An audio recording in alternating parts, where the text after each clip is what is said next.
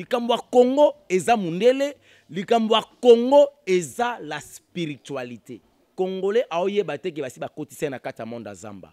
Or Zamba ezaka géré par des géants. Mission ya ba géants na kati ya Zamba ezali ligoter et lier les gens. La loi de l'imitation et puis bato va vivre loko abanyama. Yango mona Congo tout le monde est roi. Tout le monde il fait ce qu'il veut. Fulu ezaka na balabala, wenze ezaka na balabala, hôpital ezaka na balabala, église na balabala, bar na balabala, basi ndumba na balabala. Nyonso esalema na balabala. Éternel Dieu a donné à Alain Moloto un message concernant le pays. Que même l'hymne national, il faut changer. Il faut l'hymne national, oyo ekoyemba manamboka, oyo ekondo beta, comme on soleil levant. Il y a Alain Moloto. Parce que Moto oyo a accepté église de réveil. Et comme église de réveil avec personnalité juridique, to est vrai nere tozo est vrai lelo, Joseph Kabila Kabangi. Coutinho Fernando a longo l'église de réveil na kati ya ghetto parce que y a zali père l'église de réveil Coutinho Tino mona yebon malgré mais père parce que il y a Coutinho sur un groupe de prière yem talon sur un groupe de prière comme ici sur église de réveil Coutinho Fernando to ignorer histoire ti un président de la République peut dédier sa nation et pas Yanzambe. C'est possible. Parce que le pays comme la RDC, il a été vendu. C'est un pays qui a été vendu à un niveau sommet. C'était une autorité qui avait vendu le pays. Il s'appelle Mobutu.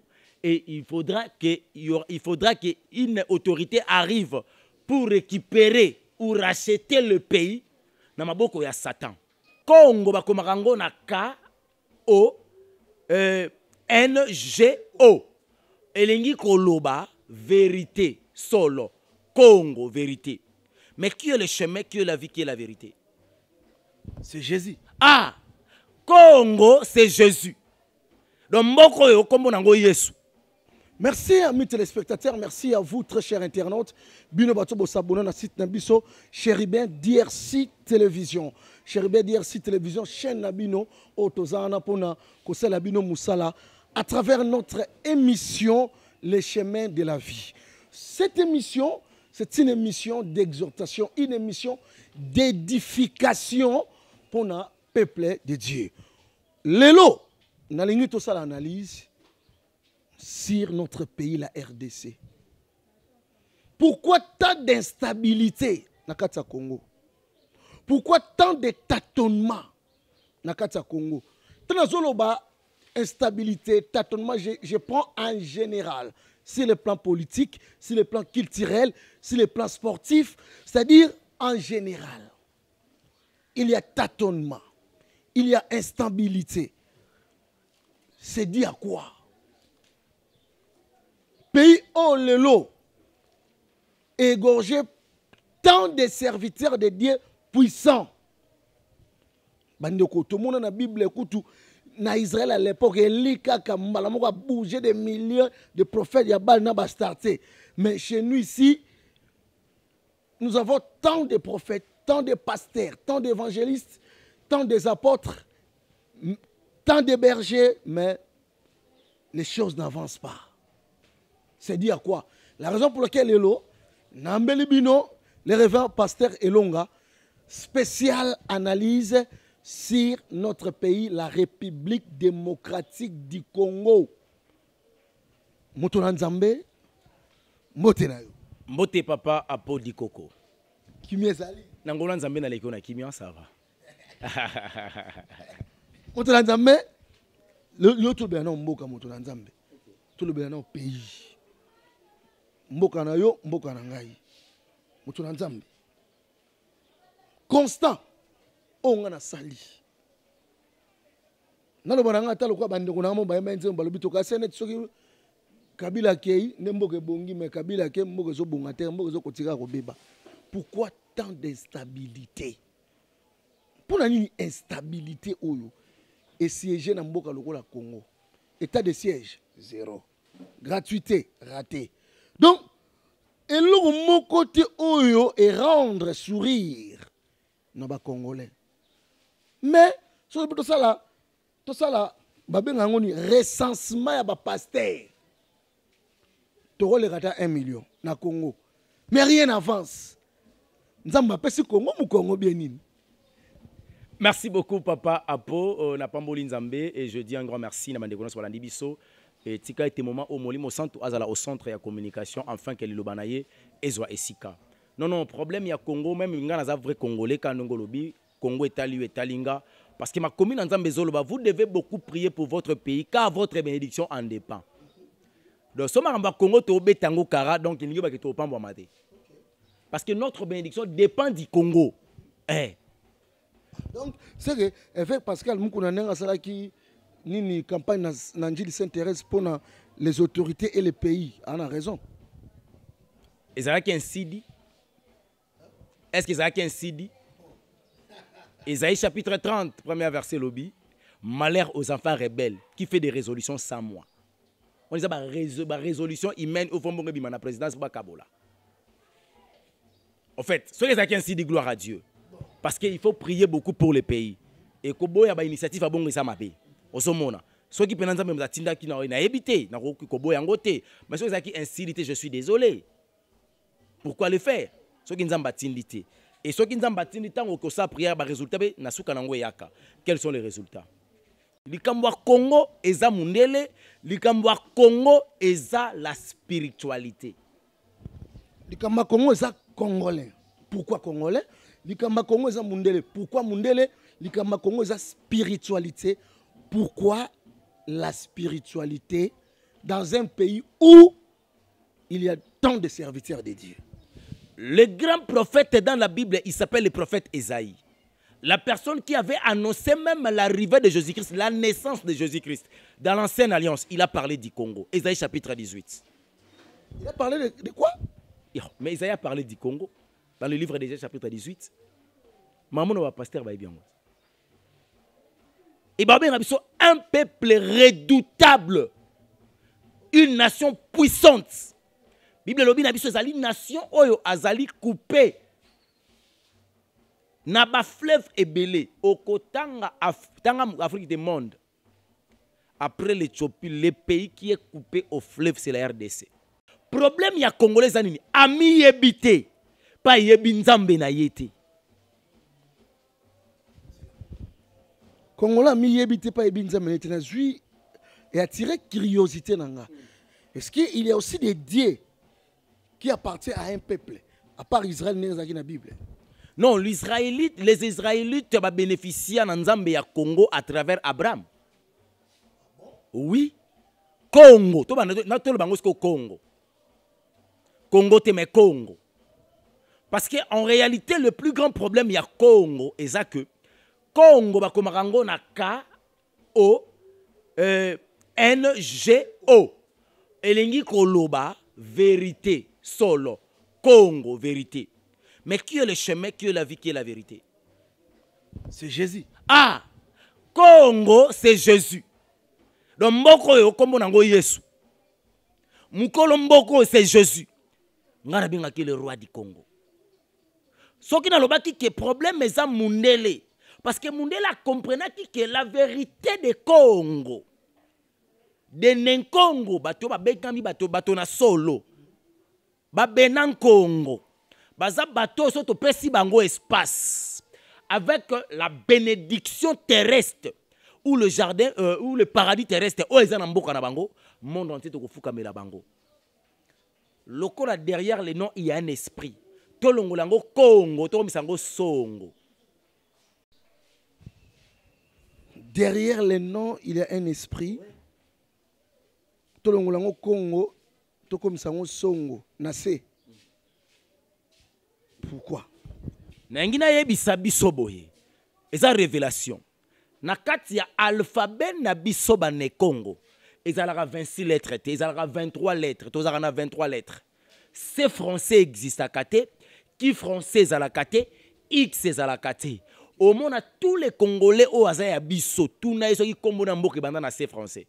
Ate. A tout na ba classe na bino. Comment les banana C français a raté. Et un Congolais monté comme on a banana X AT. Et un Congolais monté comme on les banana qui français AT. AT. Le zé a bissoté. Parce que bah yeba qui faut déformer la puissance ya combo. et comme songo tango ba komisi yango songo ba ye komema Congo na kati esclavagisme ya monde qu'on appelle monde pesifera kindoki azamba ba imposer biso totem nzambe oya gérera Congo. Le Congo, le problème il y a Congo la deuxième étape c'est la spiritualité. Dernière étape pardon. Première étape c'est qui congolais yemoko, deuxième étape c'est qui mundele, troisième c'est la spiritualité. Ça signifie congolais aoye bate ki basi ba kotise na kata monde zamba. Or zamba est géré par des géants. Mission ya ba géant na kata zamba ezali ligoter et lier les gens. La loi de l'imitation et puis ba vivre loko abanyama. Yango mona Congo tout le monde est roi. Tout le monde il fait ce qu'il veut.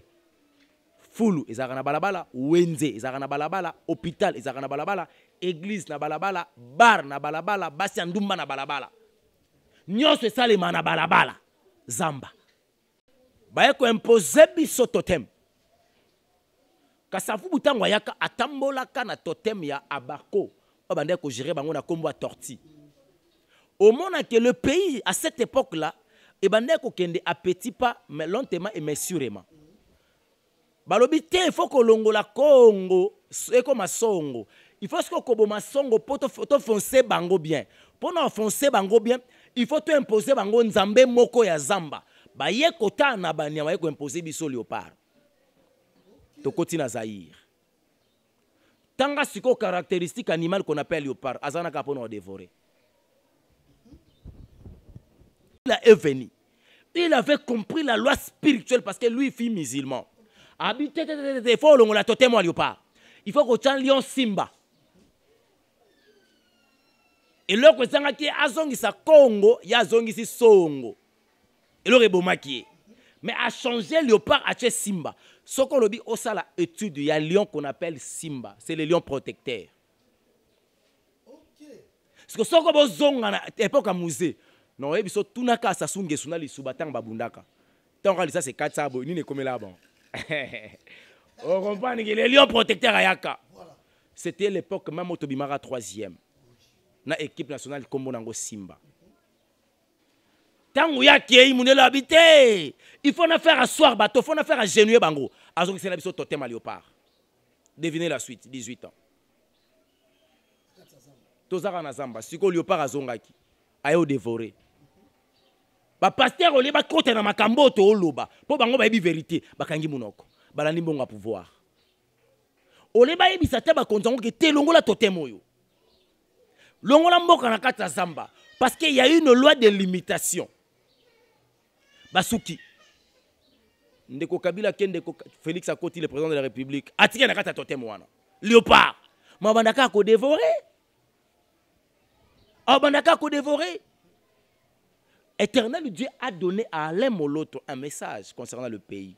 Que même l'hymne national faut changer. Il faut l'hymne national au ekoyemba manamboka au ekwando beta comme nango soleil levant. Il y a Alain Moloto. Pasteur Elong, na Rolandao très bien. Donc derrière Batotem, derrière les hymnes nationaux, il y a les esprits qui se cachent pour influencer les pays. Effectivement, totem azan Nzambe. Oh bino bose lia na yekutse na bino. Yazo représenter bino parmi les 5 mondes sataniques, soit dans le monde azamba, monde pesivera, soit dans le monde kabbalistique, dans le monde amai, soit dans le monde pandaminium na kindokale public, soit dans le monde cosmique, dans le monde pépé, soit dans le monde chromanium, dans le monde cimetière. Chaque pays a dépendant dans le monde spirituel moko ejera bango.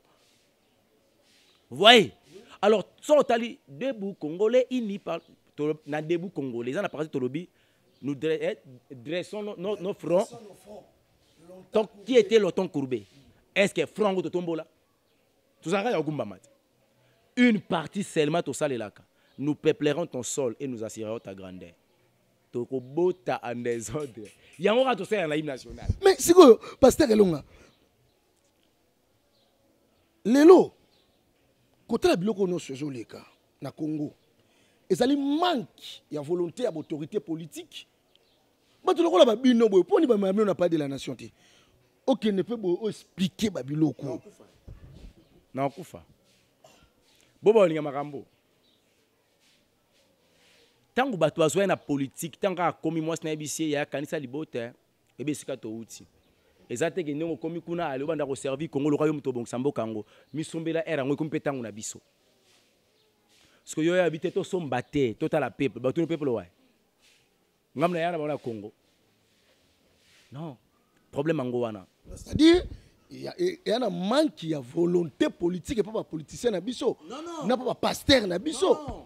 De Niles alobelo mo la capitale de Niles. Et là on a mona pena que ezaki intéressant na makambutu na yokaye. Aloba que biso ba pasteur de Tomimboko.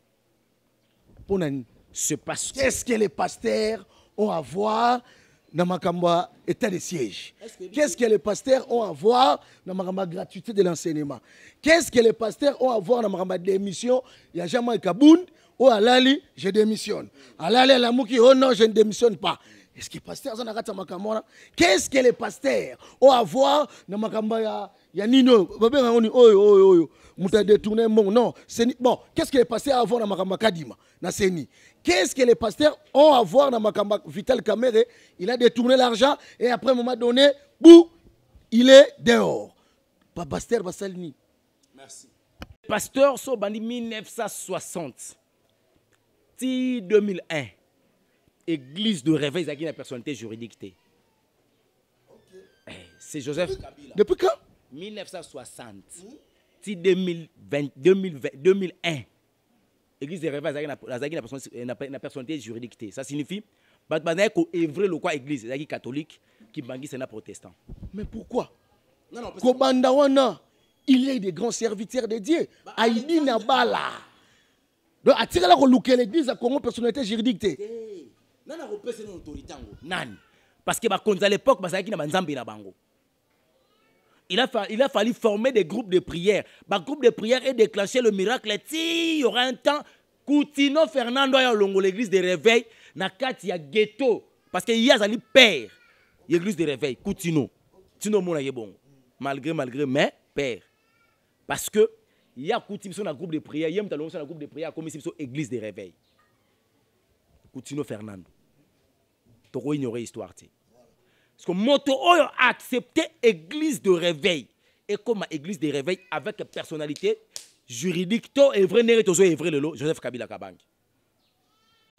Il a aussi contribué pour l'église de réveil. Ayambaki basali nzambe. Basali nzambe ba escroquer. Basali nzambe ba escroquer. Nande. Tout na l'église ababalia. Baluka babunda libosa pa de la nation. Pour nos frères. Bon, il y a rien dans matongi, l'église est dans matongi. Et pas mouta ba grâce. Parce que Kabolambo, on a mis la grâce. Sans pression. Non, la grâce. Yondo yebiye. Ozomona. Makambo na oloba no tango bokoluka de Niles tunaye makambo yo. Oyo kama na oloba. De 2001 à 2018, si ba pasteur bazala ki sérieux. Donc, dans pasteur, Joseph Kabila avait ouvert son cœur à l'église des réveils. Mais l'église des réveils a manqué l'orientation, il a orienté l'ex-président qui était Joseph Kabila. Talaka muto sali 9 ans alia musuni te ko ba invité na fête ya mokonza mboka. Misuni komi agogo. Ebi kalia tia lekina libumu. Eza loka bango. Bazala ko rêver ko bonga. Tango mokonza mboka pusi bango pembe na ye. Oleba mona nini fo basala po mboke bonga bango baluki ba mibongisa ezelo ko détruire bango dini sikuta beta lisolo bandeko bakenda pa mama Sifa à l'époque intercession veillé na butu ti emo ba pemi mama Sifa pesi bango ti ba mela so ki café ba tu na mère abo kafango mama ezanga miliki habité meto ti likolo to za na jeune photo melo pona bango ndi ba na présidence café komela ma foka miliki. Parce que bon, le moment dans nido, c'est pas ça qu'un nido, on va mitoquer là. Donc en tout cas, on s'est mis dans copo, on s'est copo, on tourne les autres. Donc à tipe na boué. Donc mais la mili qui va chati. Tu peux imaginer les gens. Soko tuningo lobi, le pasteur Basalinini, ils ont rien à voir avec la gratuité tout consort. Mais qui pourrait préparer un bon Congolais, un vrai Congolais pour la gratuité et réussir? C'était l'église. Si la personne a raté l'éducation dans Bango, il a raté l'éducation à classe. Au finish, l'église doit donner ce qu'on appelle l'éducation spirituelle. Tant au moto yebi qui n'a pas l'église, va apprendre koibe ya mabe, soit comme ministre oiba. Église yebi sie ke kobomeza mabe, soit comme konza roboma. Ko sala moninga pasité linga moninga loko zo mi linga. Est-ce que oluke intérêt na yemoko? Donc l'église a failli à sa mission. Question de curiosité. Importance, il y a pasteur dans la maison civile, il y a présidence. Et ça la rani. Ronin. Pour nous, oh, pasteur, il y a maison civile. Oh, nani, monseigneur Aota Okufa, Gérard Moulumba, ça la y dans la maison civile. Ronin, pasteur, on avait sollicité Roland Dalo. Il y a le biété, on a makamonate. La maison civile, on a. Serviteur de dire en fait, maison civile les anines. Les alinda ku oye gérera plus ma famille présidentielle. Celui président de la République a dit que abotara bana libanda zana vimo boye. Pour makamwana ebima na libanda te. Ceux qui attendent moi soit na lugal de la présidente de la République qu'on a bana na e, ba otinde na maison civile. Donc mutako gérer eza moto azali président de la maison civile. Donc maison civile eza na rôle ya ko gérer makambo etali famille présidentielle. Pour babima na ba vioté. Ceux qui ont un secret, ils ont passé na bango avant comme on a bokondi, ils ont géré ba secret wana pour protéger l'image. Ezali président de la maison civile. Alors moto est capable de gérer la bango malamu. Il faut que la moto peut agir déjà batona molimo malamu. No moni ba proposer mingi ba sala nzambe. Pour la juste gestion ya famille présidentielle. Pour éviter qu'il y ait des déraillements, s'il y a des choses, parce que nous sommes des humains, avant de comment on a pouvoir, vous allez quitter tout le monde. Vous allez quitter tout le monde. Alors, maison civile de Géraka. Il y a un moni, il y a un mingi bongo. Il faut un homme de Dieu, qui est crédible, qui est capable, il y a tout fait, awa, refoulaki, et comment qui, il manque la gestion de la maison civile. Parce que la maison civile, normalement, il fallait qu'il gère ma cambouana pour saluer l'image d'un président de la République. Et puis, il était encore à l'époque où le président en exercice à l'Union africaine. Mon salaire bien té. Et qui dit ça qui biso valeur biso Congo bananaye, ça biso bien té. Donc, gestion ya mankoana ya maison civile des alakiwana. Donc, le rôle penza ya maison civile, na président nango, na mouta koya le roi pasteur. Est-ce qu'un président de la République peut dédier la nation dans les mains de Dieu? Bah effet, non, bah avantage, il y a dédicace wana et zaranini. Tu peux pas désavantage, il y a dédicace à les zaranini. Tout nous questionne parce que j'ai vu le président de la République, Félix Antoine Tshisekedi Tshilombo.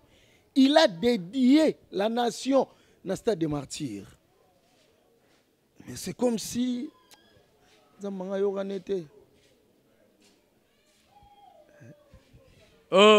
un président de la République peut dédier sa nation et pas Yanzambe. C'est possible. Parce que le pays comme la RDC, il a été vendu. C'est un pays qui a été vendu à un niveau sommet. C'était une autorité qui avait vendu le pays. Il s'appelle Mobutu. Et il faudra qu'une autorité arrive pour récupérer ou racheter le pays. Namaboko ya Satan. Mais le mal en est que le pays comme le Congo, le jour où on de Diango, et ça là qui écuménisme de Salemaki. Babenga ba musulman ba yakina Mahomet, babenga ba mbangiste ba yakina pa Simon, babenga ki ba franc-maçon ba yakina banzambe na bango, babenga ki Maikari ba yakina na Mesho Chama, babenga ki ba église de réveil ba yakina Yesu mais ya dongi. C'est-à-dire ba faux pasteur ande bazala kuna, à part Patrice. Avec Moukouna, faux pasteur. Apôtre Paul Moutombo Kalom. J'ai vu même des chantres, les révérends Akoma Pasteur, les révérends Pasteur Mike Kalambay. Bible yo lobananga so boy moi sonza doit se remarier. Pasteur abeta moi si. Bible yo lobananga pasteur o a divorcé. Ce qui moi si na kufita en droit robala te. Pasteur akobeta moi. Oh. Tina niveau na ba réseaux sociaux bimi moi si ba signe, akomi le roi nyoka.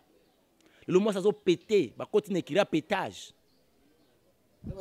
Ozomona. Au combien de niveau l'écuménisme salemaki na stade de martyr. Basangisa ki banzambe nzambe nini oba de diaki mboka. C'est là où le problème s'est posé. Mais il y a plein de confessions religieuses. Ça il fallait qu'il employé pour l'ordre ça là. Fallait que basala ngoti. Fallait mo konzambo ka sala ngo en secret na église de réveil parce que ça qui fruit église de réveil. Nzambo ya yebaki. Fallait ka benga bato bazo partager confession de foi moko. Ba sali yango ba dédié à créer un groupe d'intercession nationale. On va prier pour la nation puis pour la gouvernance na ye. Que Nzambe a orienté kaye azoka ba ainsi de l'Éternel à mettre en pratique pour le changement du Congo. Parce que tant que tika ka ba une colonne tika lo kitsoyo. Fallait qu'une colonne d'afanda na kitsuana. Ça signifie qu'il faut qu'on ait un lobby à sali.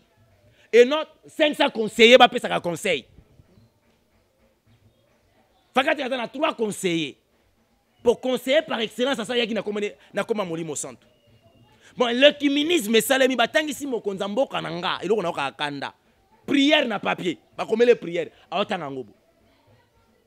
La prière, c'est quelque chose qui vient au fond du cœur. Le résultat.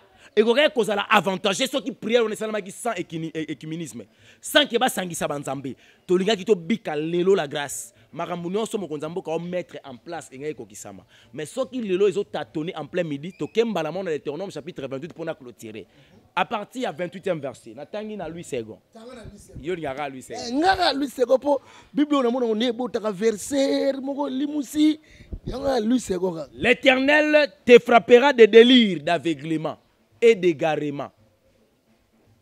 Tala ba délire et sali manamboko. Daniel Massaro pena zimbongo atelemi siboy. En mesirant on a moana ba délire. Et c'est ça va une malédiction que vous êtes frappé. Na kata ba délire et puis na aveuglement il y a égarement. Et ça mauvais signe. Or origine à signe si tu n'obéis pas à la voix de l'Éternel. Donc l'écuménisme est péché. Donc c'est la désobéissance de la voix de l'Éternel. Vous serez frappé de la malédiction. Voilà pourquoi le Congo est frappé de la malédiction. Toko tâtonné en plein midi comme un aveugle dans l'obscurité. C'est ce que dit la Bible. So qui Bible so bakino banana yo bakokende bakanga bango en otage. Et mutoya na sécurité. Tala siko est la République lelo. Nous sommes en otage. Mais mutu pas oya ko sécurité biso asate. On a essayé un peu à couper ma cabanguna et au son abscessus. Le Rwanda, Yaka, Boye na Boye, Américain, Baïba Koti Park, pour que ceux qui connaissent à Sony, Niti, le suite américain, Zate. Si à un niveau, mon président de la République, à combien de niveau, le Bakabimbo, c'est Koufa. Mais parole, on a vraiment. Hein? La vie et la mort sont au pouvoir de la langue. Parole, on a. Il a maudit le pays. Non. Son Excellence, le président de la République, Félix Antoine Tshisekedi Tshilombo, n'a pas maudit le pays. Il a dit la vérité, mais à contre-courant. C'est-à-dire le problème, il y a Congo Koufa est vrai. Pourquoi? Parce que Congo peut Koufa, faut moto Congo la Koufa. Et l'ingi kolobanini, nakata moto, bo moto so ezate na moto na iye moto epela. C'est ça l'ingati. Donc Congolais aza moto o na bom azangi bo moto na moto yango moto epela. Ça signifie que il y a un problème d'homme. Ndebomi Congo. Un problème des Congolais. Donc on n'a pas un Congolais nouveau. Le chantier d'un Congolais salématé. Mais on cherche à faire le chantier du Congo. Or, pour réussir le chantier du Congo, il faut réussir le chantier d'un Congolais. Ce Congolais chantier na esili. Azu bo moto bisiko bo moto ezakite. Aocha mayele oba bengi la lingala ya solo aroza nzebi. Nzebi mayele. Mayele ya nzebi wana ndeko pesi ndingisa ya kosa makambo lolenge elongo bandi pombo kakoneke liboso. Sika wali kamboni ne eza ko s'opposer lisusu. Eza que son habit à nager à contre-courant, ça signifie sur le plan institutionnel, le Congo est Koufaté. Il a été élu à suffrage universel dans la voie démocratique. Ça signifie qu'il y a eu les organisations des élections. Mon président il nous a aidés par la diplomatie au Yassala qui a makasi de faire plus de 100 voyages en frais à l'État. C'est que Mbongweza. C'est possible un président peut faire tant de voyages. Oui. Mais faites ça bon, rien apporter.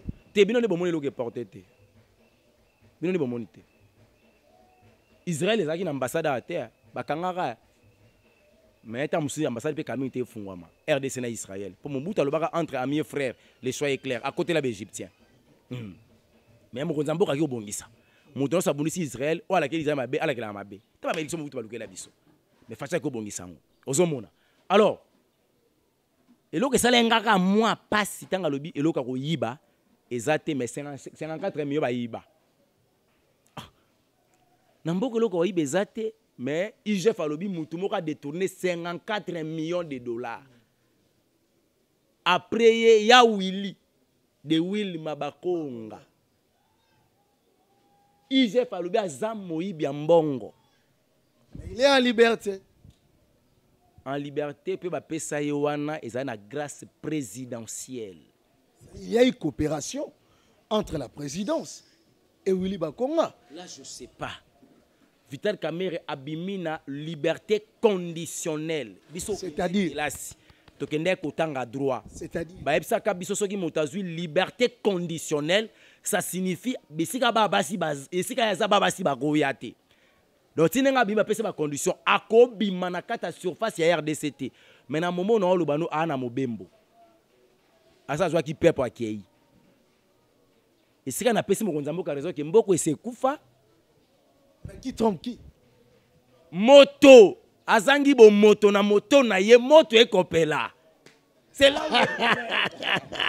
L'homme de Dieu, les révérends pasteurs Elonga, Tomo Kenasuka, moi je pense que cette émission sur le Congo, nous devons aussi faire ma partie. Parce qu'il y a tant d'actualités dans la République démocratique du Congo. Oyo ba Congolais doit prendre conscience d'une manière spirituelle aussi. Siko yo ponangai, qu'est-ce qu'il faut faire? Elia Lobi, je suis resté seul en Israël. Oyo nanu, et Nagouma Nzambabal te. Nzambabi, non. Il y a encore 7000. Parce que lelo, yo le baki nangelo moke, tu n'as pas qu'un na dédicace wana, bakenaki na Nzamba dongi. Est-ce qu'il y a encore des vrais serviteurs de Dieu? Oh lelo bako laksa. Ata papa na biso Félix Sekete mais oya koya lobi, balaksa une vraie voix. Na Congo baza qui existait. Il y a tant de vrais serviteurs de l'Éternel, mais bazan a insuffisance, il y a makila yaba martyrs. Ils ne sont pas prêts pour mourir à cause de l'évangile. Bon, on a affronter la vérité. C'est la paix qui a égorgé Bango. Or, quand tu es devenu un serviteur de l'Éternel, la première chose, il faut braver la paix. Un héros ne se sauve pas, mais il se sacrifie pour sauver les autres. Pour preuve, les plus héros, c'est Jésus-Christ de Nazareth. Il a fait pour nous. Koya kosunga mokonza mboka na lolengo yoyo ki marambo to loba no bi me poani ba kozwa ote. Koya kosunga ye faut pen kola ba kendo sunga. Po etinda il faut motinda moto atindi yo netinda wana. Ako peso pe o ba bengi mission po o accompli pour la gloire nzambe. Mokonza mboka Félix aza fruit de église de réveil abimi na Philadelphie papa na Roland Dalo. Il a fallu ba encercler bien. Po makambo esalema na lolenge elongo bani. Tango makambo ya denika dima naso nga muke plutôt chité. L'évêque général de Dokamba, il y a RSC, il y a RC, Église des réveils au Congo. Naboko ki na makambo catholique a dénoncé bango ba corruption nga na kunate. Est-ce que basi ba kota prière? Ko ba tuna nzambe insidi nana kozala mokambi ya seni.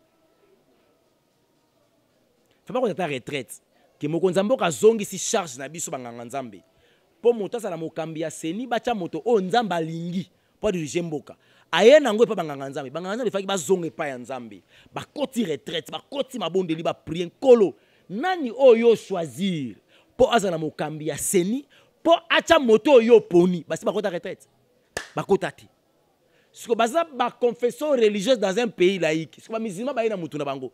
Kimbangiste ba denika dima na bango. Batu na batu ba ina ba oya bango. Ye évêque général église de réveil a mema ginani. O denika dima. Et atuna ginzambe.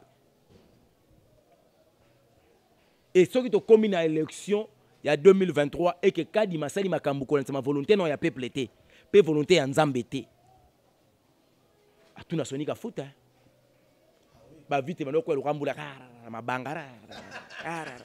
L'homme de Dieu, Teromina Souka. Et là, on est les Congolais, les différents Congolais, au Barlandio, à travers cette émission spéciale sur la RDC. Et là, on est les Banabango. Dans Marseille, Maroc, Maroc, Congo. On a pas balé. Très bien. D'ailleurs, on est bien dans un joueur. Parce que je joue bien au football. Parce qu'on a Marseille en qualification. Simba a gagné Maroc. Léopard ou T'es Léopard ou là? Simba a gagné Maroc. Je dirais Nabane Congo, Nababenan Congo, Congo Mani. Un peuple redoutable. Une nation puissante. Tout désespéré parce que le temps est arrivé. L'Ésaïe chapitre 18 les Sama. Et Komika attend. To Simba onkola laka. Aloba na basali na ye et azoko kisa. To patienter. D'ici 2028. Congo est comme un pays laïque. Et comme un pays chrétien. Donc, bande ko nga ba musulman bo ngamande bo tika mboka. Ba mumpe bo milengere bo jonga.